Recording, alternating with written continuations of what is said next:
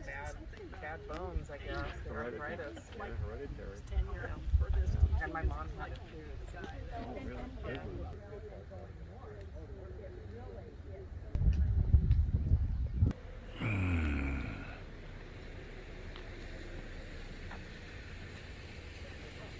Yeah, just go ahead and pull it far enough with the foot. That's all right. Stay on the asphalt. Pull under the ground.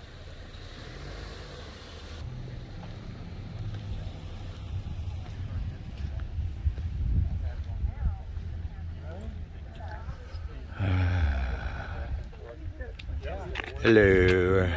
You see, now at this point, I can just hit puff. I have something from Walton Murder. Some of you met Walton Murder earlier, and they've been next door neighbors to us in LA for about 25 years. Yeah, 25 years. They asked me to read this. Please do. I wanted to share. Myrna and I have lived next door to Ed and Ellie since 1997. During those many years, we enjoyed many wonderful garage parties, patio parties, as well as Christmas parties and parking lot barbecues in the summers. During these get-togethers, Ellie was always a joy to be around, in that she was very quick-witted, funny, loved to laugh, and had a smile that would light up a room. And with perfect timing, every time she would smile and say to Ed, "Don't make me hurt you." Yeah. Ellie was so special in so many ways. She'll be sorely missed by everyone who knew her. We know that Ed is having an extremely hard time dealing with the loss of Ellie, his true love and soulmate. We hope that we can help him through this incredible loss.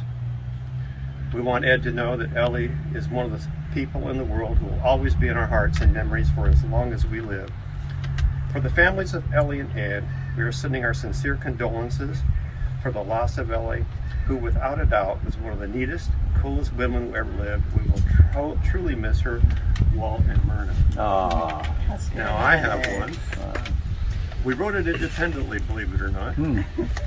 What she actually said is, "Honey, you know how you hate when I choke you." So this is for Mikey and I. In the past 25 years, Mikey and I have been friends and neighbors with Ellie and Ed. It's hard to compress these 25 years into a few minutes. There have been so many parties, so many get-togethers, and so many good shared memories. But what I want to remember today is Ellie's spirit. Whenever I think of Ellie, I remember how she always greeted me, her warm, sweet smile, her quick wit, and especially her laugh. That wonderful, delightful laugh when she really got a kick out of something, and that happened pretty often. Oh, perfect. In our conversations this past year, Ellie taught me the real meaning of courage. In spite of what she was facing, Ellie showed so much grace, dignity, and resolve, while maintaining her humor and that wonderful laugh. You know, we meet so many people going through life, but a special few stand out, like Ellie. We miss you, Ellie. We promise you'll always be a part of us. You are a real profile of courage. Edo from FedEx. We're part of the FedEx family. And I remember when Edo first met Ellie, I mean, I didn't know her, but she was on his delivery route, and all he could talk about was Ellie. And how, I mean, Edo was at love at first sight. I don't know. No doubt about it. Yeah. Yeah. But, I mean, every, Part anyway. you know, we, Yeah, my part, for sure. If only, yeah, really. had only she known. But at FedEx, we were all together in the morning, loading our trucks, and then in the evening we'd unload them. But so one time we really got to see each other. Well, downtown too. Sometimes we get together for lunch or whatever. But all we heard about was Edo and Ellie and this girl he met, and I don't know. Going out on the stairwell or something. I will not get into that. Oh, we did that. And so he was like instant love, and they had a lifetime together, and happy for him. And Thanks, Tom. Here for you. I'm worried about someone not, being there to keep him in line. Yeah, well, Amen on that. the good news with that is that I promised Ellie that she'll never be alone, and that I will absorb her into me, and I will pull her into me, and she will continue to live and see through my eyes and love and live through my heart. And I think that helped her reconcile with the fact that she's going to die. And we knew from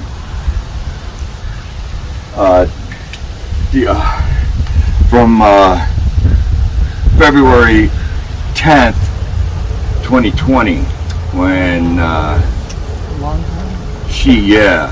and we couldn't be more lucky that she lived that long.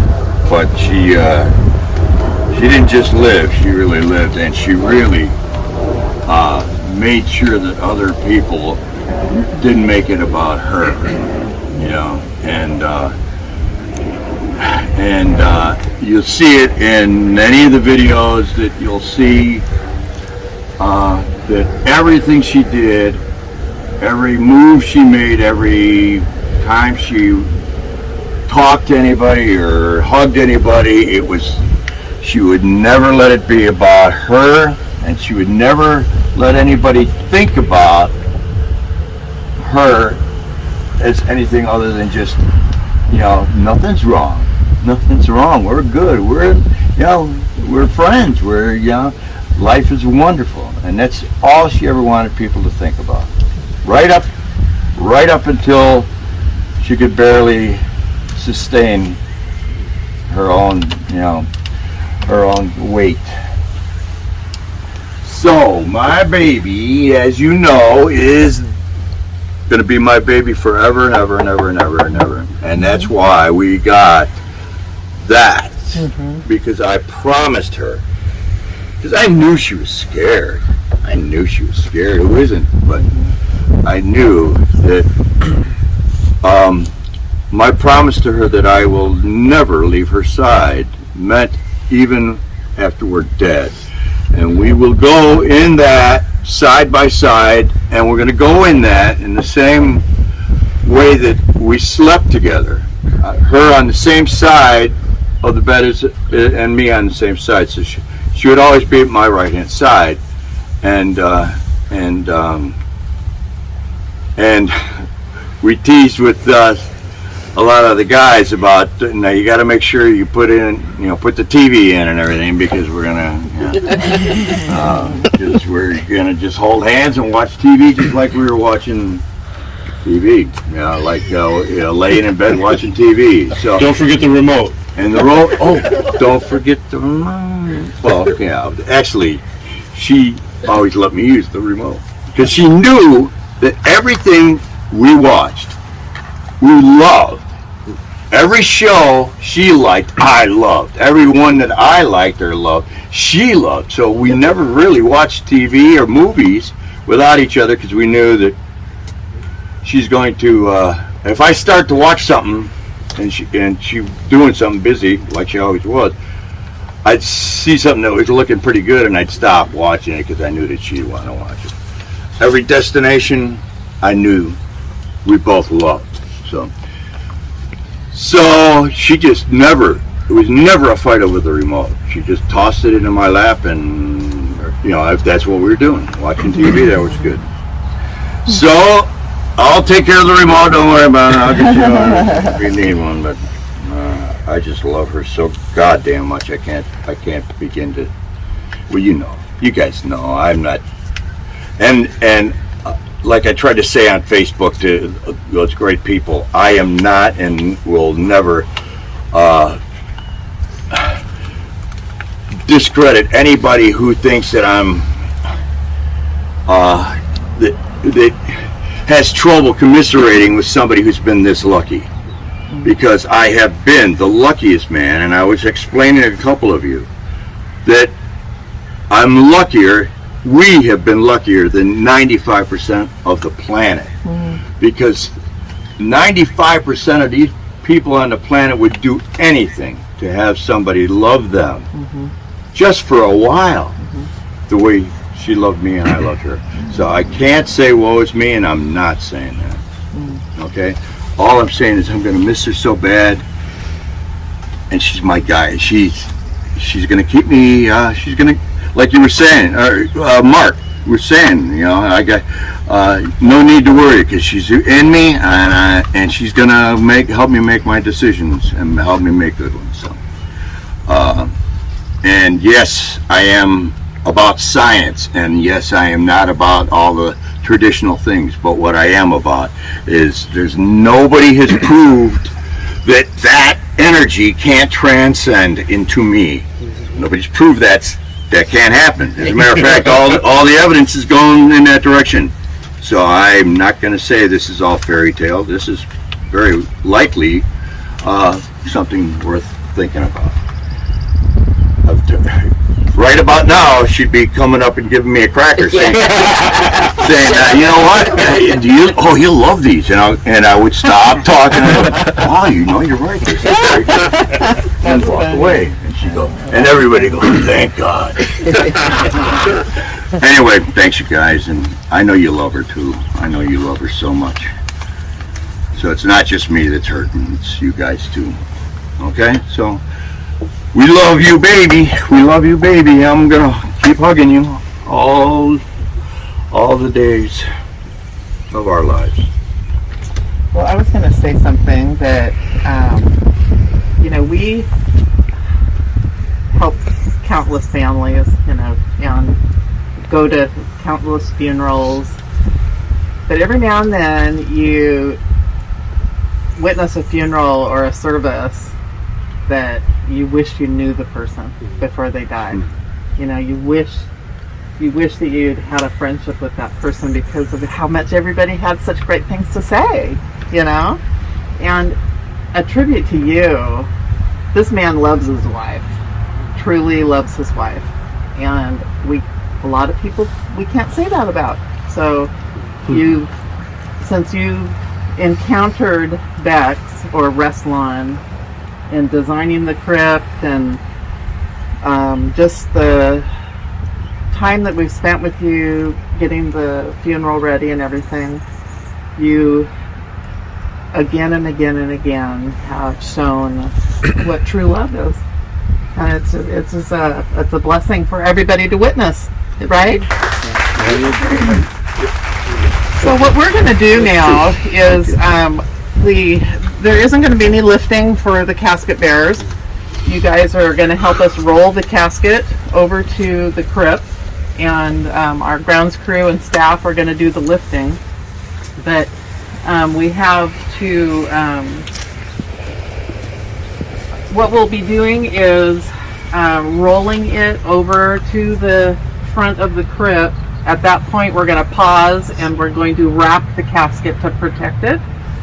So if the casket bearers want to come ahead and just grab onto the handles, and we're going to just roll it.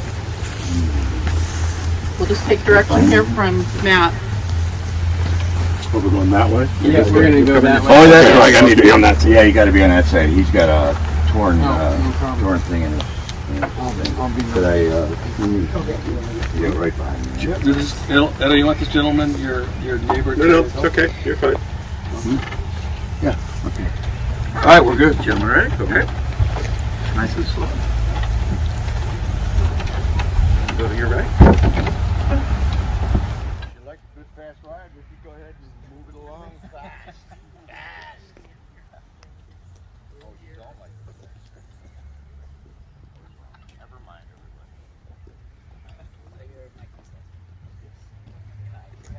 See,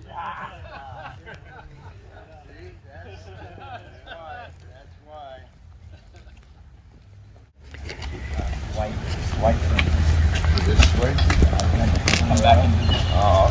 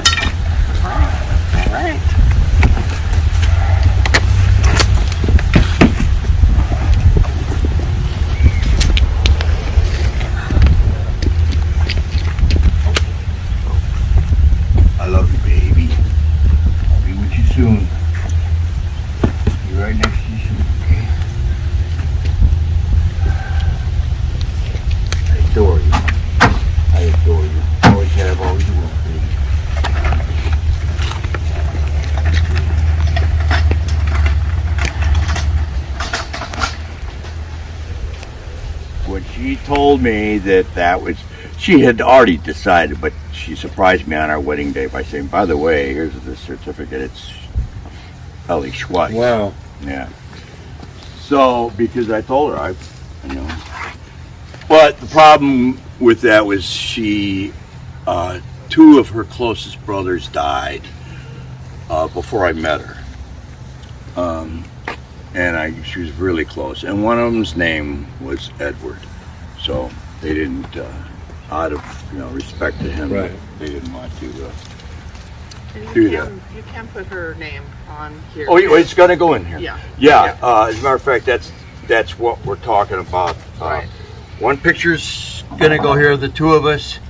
One picture is going to go here of just her, and one picture is going to go here of just me. But over here, it's going to have her her last name, Duryea Schweitz, or whatever, however that works out. Because even though she had a shit life and I'm not trying to say and then I saved her, but she had a shit life before she met me, according to her brother, and she was abused by by real asshole guys, like we all know there's so many of them out there, that made her feel less than pretty, less than all the things that I knew she was, and that's one of the reasons why she didn't like having her picture taken, and one of the reasons why she didn't like video, because she didn't see herself as pretty. She didn't see herself as any of that. She just wanted to move along, and I look fine, all that. It's because she was ground down first. I'm her third husband. She's my third wife. So Third time's a charm. third time is a charm. In this case, in a big, big way. So that's a little background. Okay. All right. Anybody wanna? I don't know. We love you, Edo. Yeah. Yeah. Well, that's because of her. She made me lovable. She did. She did. So, all right. I don't know what else we can do. Well, thank you for letting us all being a part of this. It's Yep. Yeah. I just thank you for that. And we all know that you want to have time by yourself, so Yeah. Thank you. we'll let you. We'll leave the flowers here in the garden, Okay. unless there's any of those you want to take with you. Okay. All right. I'll Make sure go and take a the- look. Make sure and take the pictures. have it- also. Oh, you could. Yeah. Yeah, of course.